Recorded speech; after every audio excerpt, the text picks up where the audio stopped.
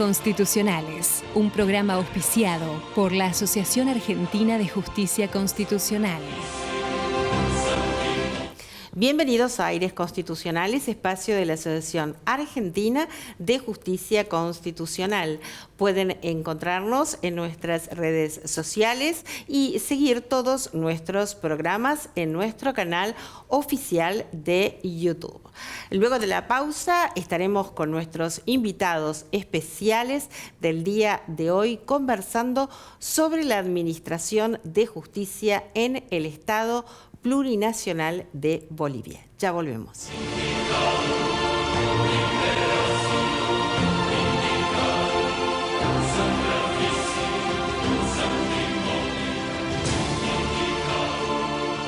Muy bien, y aquí seguimos en Aires Constitucionales, hoy con el alto honor de recibir al doctor Paul Franco Zamora, que es expresidente del Tribunal Constitucional Plurinacional de Bolivia. Es además vicepresidente para Sudamérica de la Asociación Mundial de Justicia Constitucional, destacado conferencista nacional, internacional y autor de diversas y prestigiosas obras del derecho. También nos acompaña el doctor Fernando Escobar Pacheco, que es académico y abogado litigante. Como académico es profesor de las maestrías de Derecho Constitucional de la Universidad Andina Simón Bolívar. Bienvenidos, doctores, alto honor en recibirlos en este espacio. Muy bien, doctor Franco Zamora, la primera pregunta, ¿qué significa un Estado plurinacional como el de Bolivia? Gracias, doctora Claudia. Un verdadero placer poder compartir en Aires Constitucionales precisamente este aspecto que está relacionado con el nombre de este programa. Estado plurinacional puede implicar muchas cosas, pero entre las que podríamos destacar es el reconocimiento pleno del pluralismo jurídico dentro de un ámbito de una pluralidad de jurisdicciones, un reconocimiento de la justicia indígena originaria campesina que en mi país y de acuerdo a la Constitución se encuentra en el mismo rango que la justicia ordinaria o la justicia formal. Además, dentro de lo estructural del Estado es la presencia precisamente de aspectos que tienen que ver con el reconocimiento de la pluralidad de los derechos de las naciones y pueblos indígenas originarios campesinos, y por supuesto también esto irradia a las instituciones, entre ellas la Administración de Justicia. Para un abogado litigante, doctor, bienvenido. Gracias. Muchísimas gracias por acompañarnos. ¿Qué significa una administración de justicia que tiene conciencia de justamente una comunidad plurinacional de diversas culturas? Bueno, primero, muchas gracias, doctora, por la invitación y muy feliz de estar acá con todos en Buenos Aires. Lo más importante es entender que la construcción de un Estado plurinacional es una reivindicación histórica en Bolivia que definitivamente tenía un sentido simbólico de reivindicar a los pueblos indígenas originarios campesinos, pero ya cuando aterrizamos en el ejercicio práctico del derecho, o el derecho de carne y hueso, como decía algún profesor, ahí vemos los problemas prácticos del uso de cierta terminología, ¿no? Y evidentemente, cuando hablamos de una administración de justicia plural, intercultural, con el pluralismo jurídico encontramos ciertas deficiencias porque evidentemente compatibilizar dos sistemas de conocimiento, de entendimiento, de cosmovisión sobre lo que es la justicia no es tan sencillo. Entonces, justamente el Tribunal Constitucional Plurinacional ha sido creado como una institución que tiene que armonizar el ejercicio de ambas justicias, tanto la occidental como la indígena originaria campesina, que es el ideal, digamos, que en este proceso de armonización se pueda construir un diálogo interjurisdiccional.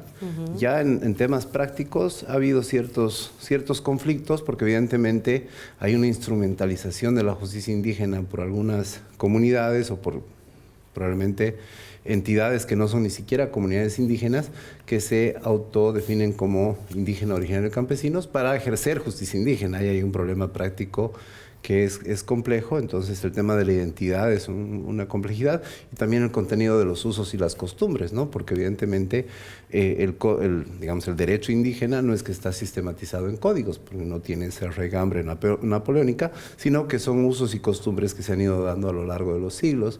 Entonces, identificar el contenido legítimo de la justicia indígena es un desafío también complejo, porque evidentemente con usos y costumbres se puede justificar prácticamente cualquier acción. Ahí está la racionalidad que le tiene que poner evidentemente el Tribunal Constitucional, en un ejercicio que considero que es altamente interesante para analizarlo desde la perspectiva de la antropología jurídica que se puede hacer en la región, ¿no? Doctor, recién escuchaba que el doctor Escobar mencionaba esta cuestión vinculada a la armonización, ¿verdad?, del derecho occidental con el derecho vinculado a esta cultura plurinacional, este conjunto de comunidades, por decirlo así, que tienen diferentes parámetros respecto a cuáles van a ser los lineamientos para ustedes poder dictar una sentencia. ¿Cómo usted ve porque también habló de los avances en la armonización, cómo usted ve los avances en la armonización de ambos derechos, ¿no?, el consuetudinario y el occidental, ¿no? Ha sido muy complejo y todavía Claro. va a ser muy, muy complicado, muy complejo, porque entendamos que dentro del ámbito que se menciona a veces comúnmente como naciones, hay una conformación estructural. La Constitución boliviana establece el reconocimiento a pueblos indígenas, originarios y campesinos. Entonces es altamente complejo, obviamente, percatarse que cada pueblo, cada nación, cada comunidad tiene sus propios usos, sus propias costumbres, su propio ejercicio de derecho, y precisamente armonizar, ver la forma, cómo se resuelven estos conflictos y si los mismos se resuelven amparados en la Constitución Política del Estado y no se ejercen más bien algunas conductas que estén fuera del marco constitucional, es el primer elemento. El Tribunal Constitucional Plurinacional Boliviano ha tenido esa misión de primero que los pueblos indígenas, originarios, campesinos y por ende su justicia pues esté enmarcada siempre en el respeto de los principios, los derechos y las garantías constitucionales. Ese es un parámetro para precisamente a partir de allí ejercer la justicia constitucional, y de repente ese es uno de los logros más importantes o avances más importantes que ha tenido el Tribunal Constitucional Plurinacional Boliviano. Obviamente es una tarea todavía que debe mantenerse, sí, y hay que concentrarle esfuerzo también en que pues la efectividad de la justicia indígena, originaria, campesina, que garantice la solución de la conflictividad, ayude a descongestionar la gran carga procesal que tiene la justicia ordinaria. Bien. Doctor Escobar, usted es profesor de Derecho Constitucional. ¿Cómo le explica a sus alumnos cuáles son las fuentes del derecho y la jerarquía normativa?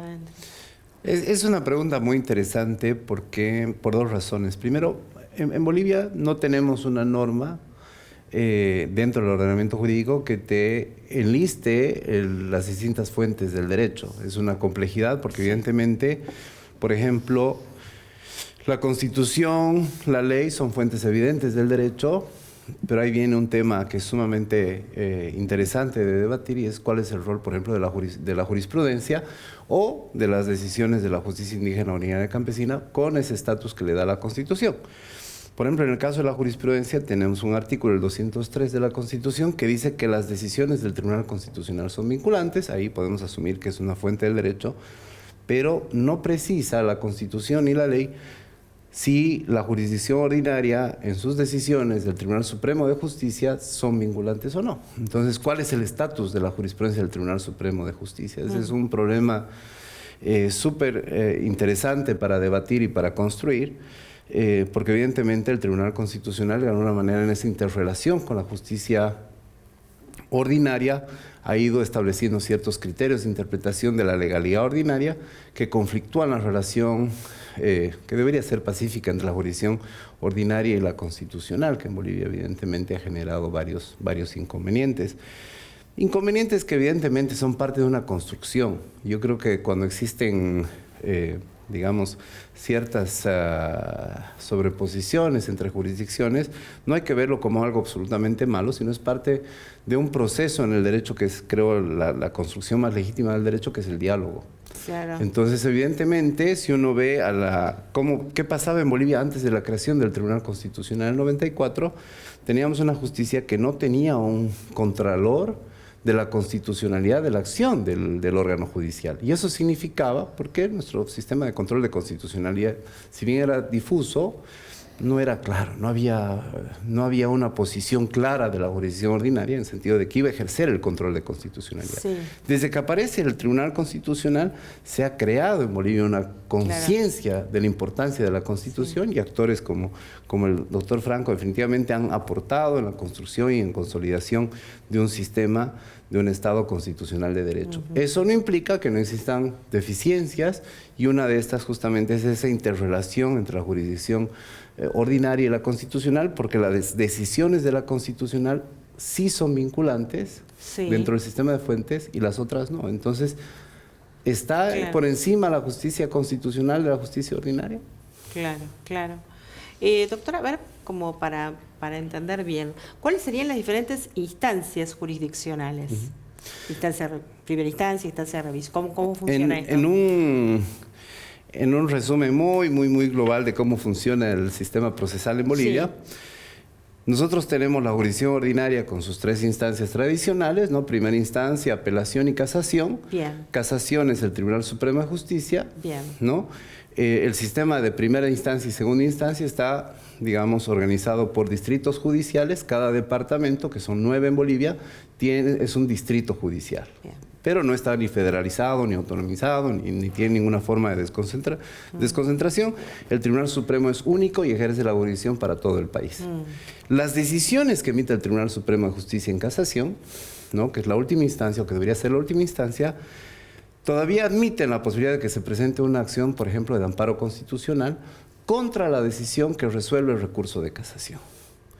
Esa decisión, que puede ser impugnada a través de un amparo constitucional, va a ser emitida en definitiva por el Tribunal Constitucional. Y es ahí donde se presenta ese roce y esa interacción entre la jurisdicción ordinaria y la constitucional. Clarísimo. ¿Cómo llegan los magistrados a cumplir sus funciones? ¿Cómo son electos? Bueno, dentro de esta estructura que estábamos comentando, y como bien lo menciona el doctor Escobar, dentro de ese marco de la plurinacionalidad, en mi país, pues el sistema de acceso a la magistratura es a través del voto popular. Luego de un proceso de preselección que está a cargo de la Asamblea Legislativa Plurinacional, que es el órgano legislativo, pues cuando los postulantes que cumplen todos los requisitos, que pasen todas las fases, que cumplen con la parte meritocrática y con los exámenes de acuerdo a puntuación, se aprueba por 2/3 de votos en la Asamblea Legislativa Plurinacional, y pues los que estén en los primeros lugares van a un voto popular. En los 9 departamentos, los magistrados del Tribunal Constitucional Plurinacional se elige 1 por departamento. El Tribunal Constitucional está compuesto precisamente por 9. Entonces, en cada departamento, en circunscripción departamental, se lleva adelante un proceso eleccionario, y el magistrado que obtiene la mayor cantidad de votos es el magistrado electo titular, y el que le sigue es el magistrado suplente.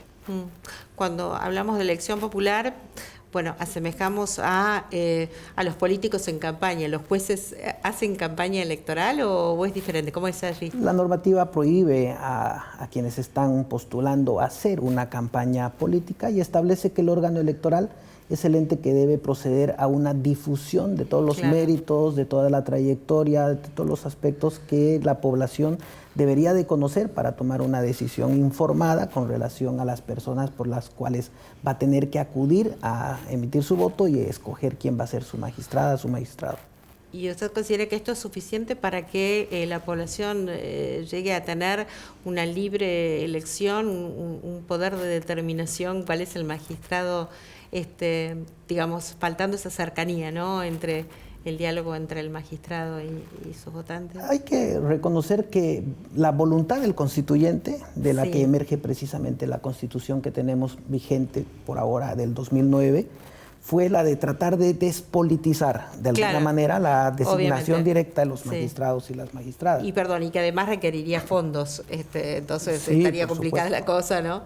Por supuesto, entonces esa era la intención del constituyente, ¿no? Generar un método, una metodología que permita a la gente decidir por quién, a quién va a administrar la conflictividad que precisamente se genera y que esté despojada de alguna intromisión de la política. Pero es un ejercicio que se ha ido desarrollando, ya tenemos varias experiencias de elección popular y pues todavía no encontramos un método, una fórmula que realmente pueda diferenciarse sobre este aspecto muy puntual, ¿no? La despolitización.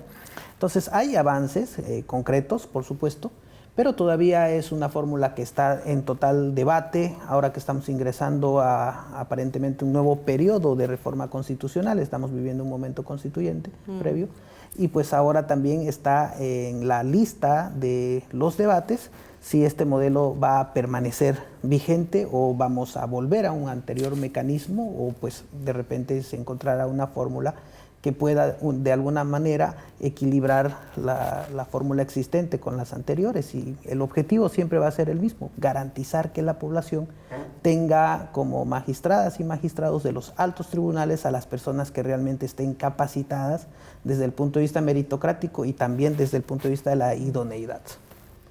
¿Cuánto tiempo duran en sus cargos? ¿Son reelegibles? Los magistrados en el Tribunal Constitucional duran 6 años, no son reelegibles de forma inmediata, hay un periodo de descanso y por una sola vez. ¿Y pueden ser destituidos? Están sujetos a un juicio de privilegio constitucional, son sometidos a juicio de responsabilidades que está a cargo de la Asamblea Legislativa Plurinacional. Bien, bien. Y bueno, acá lamentablemente no tenemos una muy buena opinión por parte de la población del funcionamiento de la justicia. ¿Qué opina la gente de Bolivia, el pueblo de Bolivia, de la administración de justicia? ¿Es una opinión favorable, neutra, no hay interés, es negativa? No, la percepción en el país es preocupante. Porque obviamente el hecho tan solo de demorarse en la emisión de las resoluciones constitucionales pues ya genera una sensación en las personas de que la estructura y la organización del sistema de justicia está mal. Claro. Entonces, uno de los grandes retos en el país es la búsqueda también de mecanismos que promuevan una justicia más accesible, por un lado, transparente, sin corrupción y, por supuesto, en la medida en la que se hagan las cosas más rápido, pues la gente va a estar más contenta. Otro factor que incide también es el de la corrupción. Hay aspectos que están vinculados y relacionados a ella y, por supuesto, una cuestión tan reprochable como esta genera en la gente que tenga también una sensación negativa con relación al sistema de justicia. Claro, que afecta a la independencia judicial. Por supuesto. ¿Cómo ve usted, como abogado litigante, los plazos de la justicia, de la administración de justicia? A ver, yo creo que hay varios puntos ahí que hay que mencionar. El primer punto es que yo he sido muy crítico no solamente, digamos, del tema del mal manejo de los plazos en Bolivia, sino que, por ejemplo, la Corte Interamericana de Derechos Humanos es la primera en sancionar a un Estado porque dice que ha violado el derecho a ser juzgado en un plazo razonable. Pero si uno acude a la Corte, tiene que esperar 10 años para ver si la demanda prospera o no. Entonces, creo que el problema es un poco más estructural. Es un poco más estructural en términos de qué tipo de justicia queremos, no solamente en Bolivia, en Latinoamérica, cuáles son los medios que tenemos a disposición, en qué medida los gobiernos están dispuestos a generar el presupuesto necesario para que justamente estos órganos sean independientes, no solamente dentro de los países, los sistemas nacionales, sino también los órganos internacionales que ejercen jurisdicción. En Bolivia, evidentemente, justicia que tarda no sirve y hay muchas disfunciones procesales en el sistema.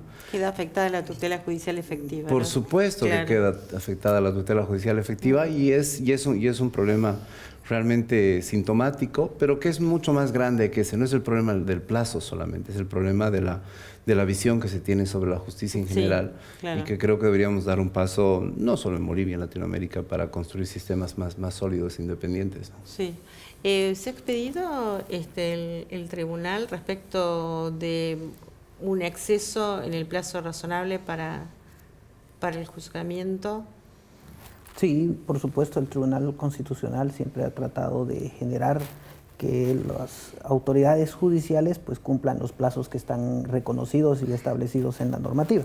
Sí. Pero como mencionaba el doctor Escobar, es también complejo porque muchas veces el propio tribunal ha demorado excesivamente en el cumplimiento de algunas resoluciones, ¿no? Y básicamente pues este problema global podríamos decir que pues afecta a todas las jurisdicciones, sí, ¿no? que ejercen administración de justicia, incluida la Corte Interamericana de Derechos Humanos, ¿no? Que claro, como lo decía el doctor Escobar, a veces se sanciona al Estado porque no cumplió el juzgamiento de un plazo razonable, pero la sentencia se emite 5 años después. Sí, ¿no? sí. Entonces, justicia lenta no es justicia, ¿no? Sí, se ha dicho aquí. Justicia que tarda no es justicia. Exactamente. Y efectivamente, si bien existen las líneas jurisprudenciales que establecen de manera obligatoria y vinculante que se deben cumplir con los mismos, pues no deja todavía de ser un gran ideal. Claro.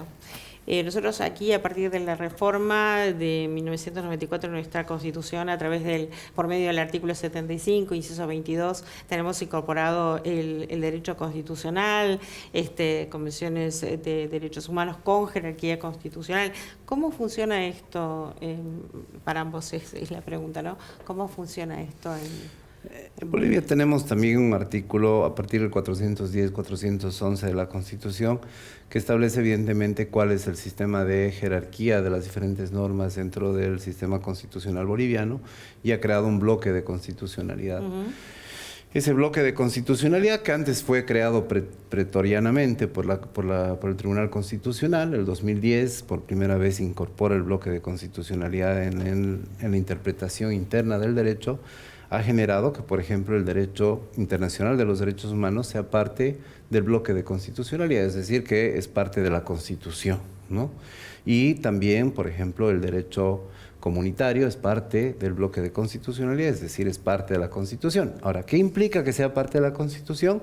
De nuevo estamos en un problema muy grande porque justamente si hay un mal uso, nosotros sabemos que la interpretación jurídica no necesariamente es una ciencia muy exacta porque depende, digamos, de ciertos criterios metodológicos del intérprete, pero puede ser sometida a cierta manipulación.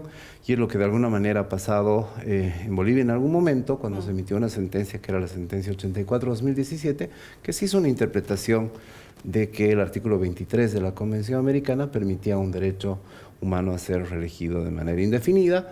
Y ese es un tema que es... Yo no voy a hacer un juicio de valor, pero voy a decir es un tema que es discutible. Y es a través de una interpretación de la propia convención, porque está en el bloque de convencionalidad, que yo me permito anular una norma de la Constitución interna. Entonces ahí tenemos un debate filosófico que es interesante para saber cómo esa relación es constructiva o no entre el bloque de constitucionalidad, que es amplio, muy amplio en Bolivia tal vez, y la propia Constitución. ¿Cómo ve usted, doctor, cómo funciona este bloque de constitución? Bueno, en perspectiva de derechos humanos podríamos afirmar que tratándose de cuestiones relacionadas precisamente a derechos de las personas, el tribunal ha respondido en buena manera porque aplicando y ejerciendo el control de convencionalidad muchas veces ha tutelado los derechos de las personas que, pues, contenidos en las normas que forman parte de este bloque de constitucionalidad o del Corpus Juris Interamericano de Derechos Humanos, pues ha recogido las que sean más favorables y pues ha concedido en ese sentido una mayor protección al ámbito de los derechos, ¿no? Que en su generalidad pues podríamos calificar como una medida protectiva, garantista. Obviamente existen siempre las excepciones, como las que adecuadamente menciona el doctor Escobar, y pues son las que hay que superar a través precisamente de los diálogos jurisdiccionales y de los espacios de debate correspondientes. Muy bien. Bueno, usted es vicepresidente de la Asociación Mundial de Justicia Constitucional para Sudamérica, ¿verdad? Y estamos ante la realización del 8º Congreso, ¿verdad?, de la Asociación Mundial de Justicia Constitucional. ¿De qué va a tratar este congreso? ¿Dónde se va a celebrar? ¿Tienen las fechas ya? Bueno, precisamente la visita que nosotros tenemos aquí a Buenos Aires, a Argentina, es para generar precisamente todos los aspectos organizacionales y de planificación bajo la dirección de nuestro presidente de la Asociación Mundial de Justicia Constitucional, el doctor Patricio Maranielo, y pues ya estamos prácticamente fijando como fecha 14, 15 y 16 de octubre, posiblemente se pueda ampliar el 17 más, que cae un día sábado, para hacer algo que tenga relación con estos temas que hemos tocado tan importantes el día de hoy. El evento, que es nuestro 8º Congreso de la Asociación Mundial de Justicia Constitucional, se llevará a cabo en la ciudad de Sucre, en Bolivia. Sucre es la capital constitucional de Bolivia, y pues nuestra intención precisamente es poner en relieve este aspecto. Mayormente la gente piensa que la capital de Bolivia es La Paz, cuando en realidad es Sucre, y pues va a ser sede de este importante evento. Además, en Sucre se llevó adelante la última asamblea constituyente que tuvimos, es de donde nace precisamente la constitución actual, y por supuesto todos los aspectos históricos que envuelven a Sucre, donde se produjo el primer grito libertario.